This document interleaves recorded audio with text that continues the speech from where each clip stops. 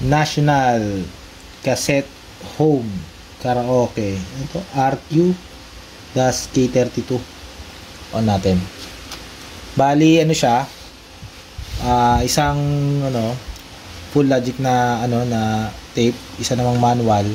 Tapos ewan ko ano to, may scoring pa siya, scoring parang score sa siguro sa video okay ganun. May scoring siya. Tapos may program dito sa tape.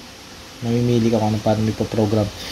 Tapos ito mic 1, mic 2, tapos volume ng audio, tapos balance, tapos main volume, bass tsaka treble. Ito on off ng mono o stereo. Tapos ito echo. Tapos ito surround effect. Ito may 8 track siya, 8 track. So wala akong balang 8 track. Pero tingin ko gumagana rin. Bagong-bago, makinis pa siya. So play tayo ng music. Gumamit ako ng Bluetooth sa auxiliary muna. Ang ganda na tumunog.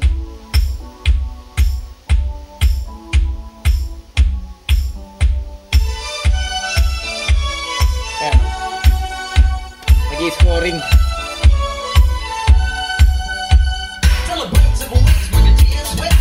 Yung balance niya. Left. Right. Smooth lahat ng niya, smooth. Okay na okay mga volume niya. Ito yung bass, ito yung treble. Hey, check it out. These are the words we say. Yo, scream with us. We need a holiday. We're gonna ring a rang a dong for the holiday. Put your arms in the air. Let me hear you say. Maganda na tumunog. Mic 1, mic 2, headphone. Dito, may track.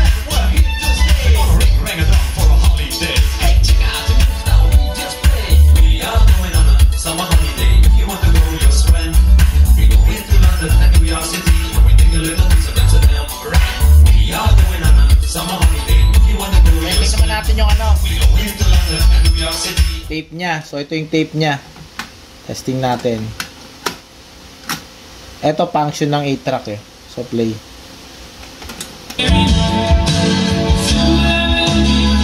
Gumagana lahat yan. Rewind, forward.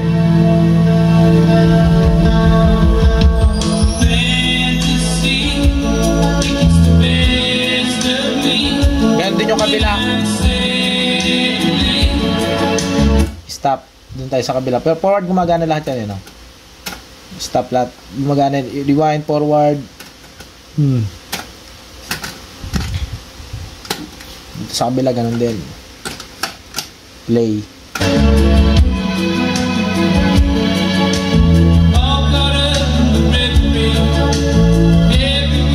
So ito pala stop. Ito pala yung forward nyo. Ito naman yung rewind.